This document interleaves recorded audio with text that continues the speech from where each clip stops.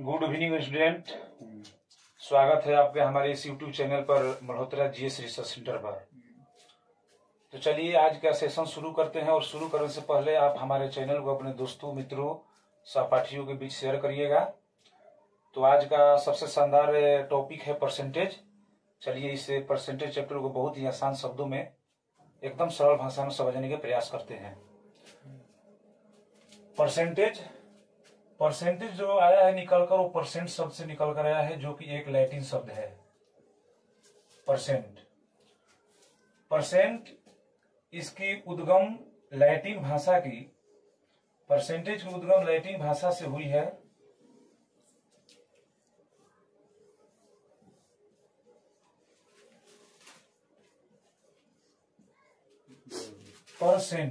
Percent को अगर आप तोड़िएगा दो बराबर भागों में, जब इनको विच्छेद किया जाएगा तो परसेंट, पर मीन्स होता है प्रति, और सेंट का मतलब होता है सेंचुरी। सेंचुरी को अक्सर आप लोग देखे होंगे कि जब क्रिकेट खिलाड़ी किसी मैच में शतक पुराते हैं या 100 रन मारते हैं तो वहां पर सेंचुरी शब्द का प्रयोग किया जाता है, और सेंचुरी का मीनिंग है 100 या शतक। तो एक लाइन में समझिए कि परसेंटेज का अर्थ हुआ कि 100 के एक भाग को प्रतिशत कहते हैं। 100 के एक भाग को प्रतिशत कहा जाता है। 100 के एक भाग को प्रतिशत कहा जाता है।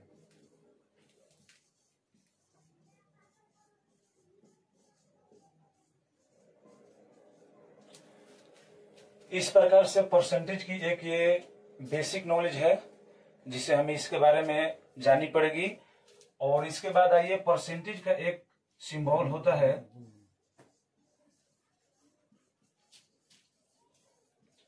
परसेंटेज का एक सिंबल का मतलब होता है संकेत। इसे हम इस साइन से चिन्हित करते हैं।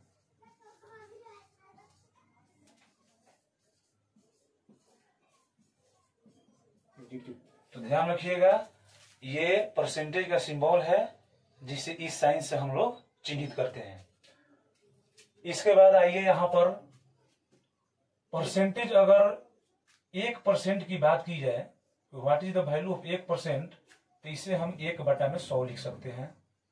2% की बात जब की जाए तो इसे 2/100 लिख सकते हैं। और ठीक इसी तरीके से 3% की जब कही जाए तो इसका वैल्यू 3/100 होगा। लेकिन जब यहां पर पूछा जाए कि x% का वैल्यू क्या होगा, तो x% का वैल्यू कहने का मतलब कि x इंटू और परसेंटेज का जो मान होगा 1/100। इसे हल करने पर x/100 हमें प्राप्त होगी। अतः ये परसेंटेज की एक बेसिक नॉलेज है। इसी के अनुसार हम आगे के क्वेश्चन को सॉल्व करेंगे। भिन्न को प्रतिशत में बदलना, प्रतिशत को भिन्न में बदलना, ये किस प्रकार से हो पाएगी आगे क्वेश्चन में आइए हम लोग देखते हैं। सर्वप्रथम पहला हम क्वेश्चन लेते हैं।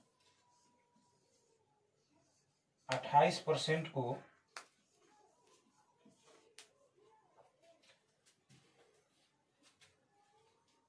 28% को भिन्न में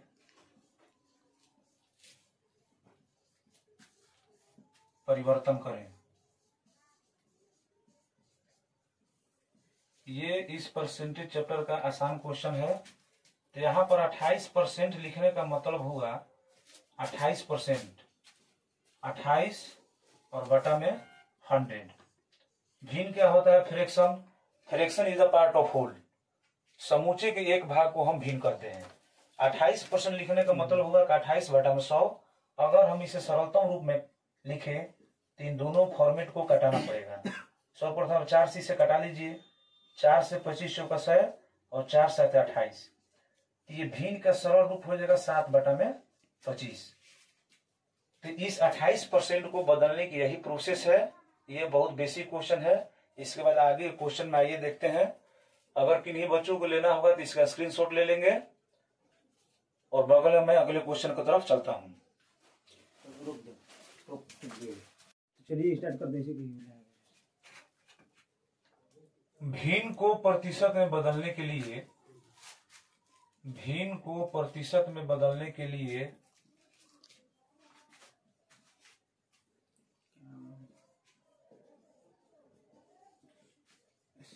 ये कुछ पॉइंट्स है, इन्हें नोट करिएगा। भिन्न को प्रतिशत में बदलने के लिए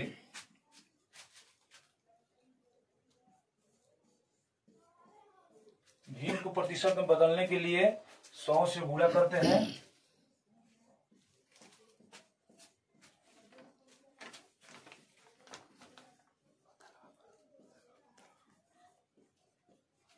इसका एक एग्जांपल दे देता हूं, ये पॉइंट आप लोग नोट करिएगा। भिन्न को प्रतिशत में बदलने के लिए 100 से गुणा करते हैं।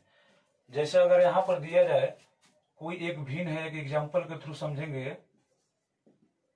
अगर कोई भिन्न 1/5 है और इसे प्रतिशत में चेंज करना है तो हमें सिंपली रूप से कुछ करना नहीं। 1/5 भिन्न है, इस भिन्न को 1/5 गुना 100 से गुना कर देंगे। 100 से गुना करने के बाद ये परसेंटेज में ऑटोमेटिक चेंज हो जाएंगे। 5 से 20 हो जाएगा, कट जाएगा, तो यहाँ पर 20% इसका आंसर हुआ। आगे बढ़ने से पहले एक पीछे की तरफ में और लिख लीजिएगा 1-2 पॉइंट। अगर 20% बोला जाए तो 20% का वैल्यू फ्रैक्शन में 1/5 होता है। 25% का वैल्यू फ्रैक्शन में 1/4 होगा और 50% का वैल्यू 1/2 होगा। 75% की बात किया जाए तो 75% 3/4 होता है। 3/4 होने का मतलब यहां पर देखिए एक सोल्यूशन के हिसाब से 75%, तो 75% लिखने का मतलब होगा 75/100। यहाँ कटाने पर 25 3 75, 25 चौका 100, 3/4 के बराबर आ गया ना। तो ये कुछ के की फैक्टर है, इसे याद करने में सहूलियत होती है। ऐसे तो बहुत सारे हैं, लेकिन ये बेसिक चीज है 8, 9 और 10th क्लास की, तो इसे ध्यान रखा जाता है। दूसरे एग्जाम्पल के थ्रू आइए इसे देखते हैं। चलिए वही एग्जाम्पल लेते हैं। अगर कोई भिन्न 3/4 है तो इस भिन्न को फ्रैक्शन में, इस फ्रैक्शन को परसेंटेज में चेंज करने के लिए हम 100 से गुणा करेंगे। तो ये 4 से यहां जब ये कटेगा, डिवाइड होगा, तो 4 से 25 हो जाएगा। तो ये 25 3 75% इसका आंसर हो जाएगा। जस्ट अब इसके बाद जब हम चलेंगे, ये हो गया। और दूसरा पॉइंट में जब चलिएगा, प्रतिशत संख्याओं को भिन्न में बदलने के लिए, प्रतिशत संख्याओं को भिन्न में बदलने के लिए, प्रतिशत संख्याओं को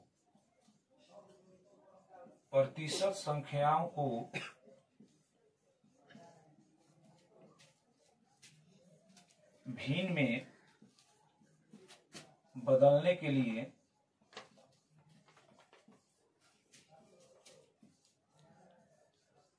प्रतिशत संख्याओं को भिन्न में बदलने के लिए 100 से भाग किया जाता है। वहां पर फ्रैक्शन को परसेंटेज में बदलने के लिए 100 से गुणा करना पड़ता था, और यहां पर प्रतिशत संख्याओं को, ये भी नोट कर लीजिएगा, प्रतिशत संख्याओं को भिन्न में बदलने के लिए 100 से भाग किया जाता है। अब इसके लिए एक एग्जांपल 1-2 देख लिया जाए, जिससे ये क्लियर हो जाएगी। 10% की अगर वैल्यू यहां की बात की जाए कि 10% को आप फ्रैक्शन में चेंज कीजिए। 10% को प्रतिशत संख्या को भिन्न में बदलने के लिए 100 से भाग किया जाता है। इस बात को आप पॉइंट कर नोट कर लीजिएगा। 10% को भिन्न में बदलने के लिए 100 से भाग किया जाता है। 10% को भिन्न में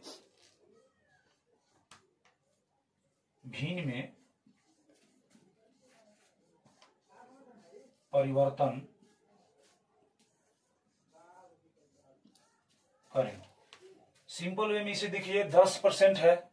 10% कहने का मतलब होगा 100 में 10%। अगर कोई विद्यार्थी किसी 100 नंबर के परीक्षा में 55 नंबर लाता है, तो हम सिंपल वे में ये कहते हैं कि तुमने 55% इस विषय में प्राप्त किए हो।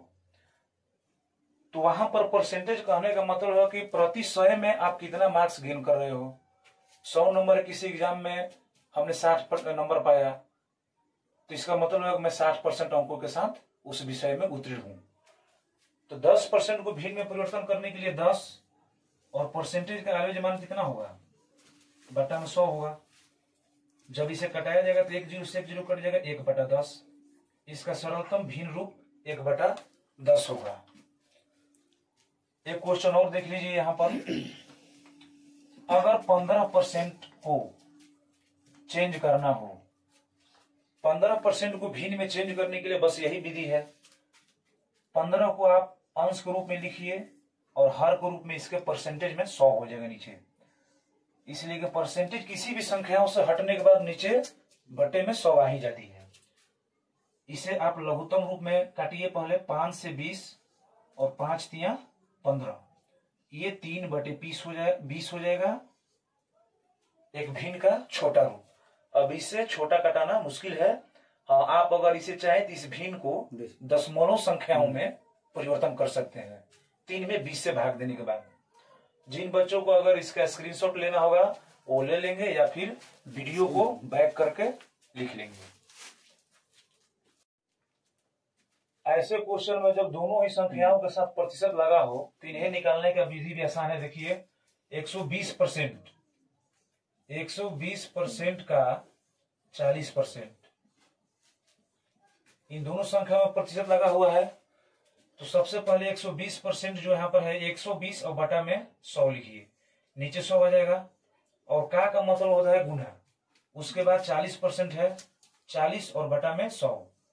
प्रतिशत के लिए ऑलवेज ध्यान रखना है कि जब हर में लिखा जाएगा तो 100 नीचे आएगा। अब इन दोनों संख्याओं को हल कर लेंगे। आप क्रॉस मल्टीप्लिकेशन से भी कर सकते हैं या फिर इन दोनों संख्याओं को कट करके। तो पहले 1 जीरो से 1 जीरो यहाँ कटेगा, यहाँ भी 1 जीरो से 1 जीरो कट जाएगा।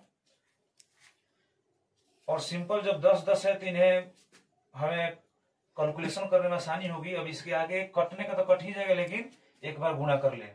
बच्चों का 48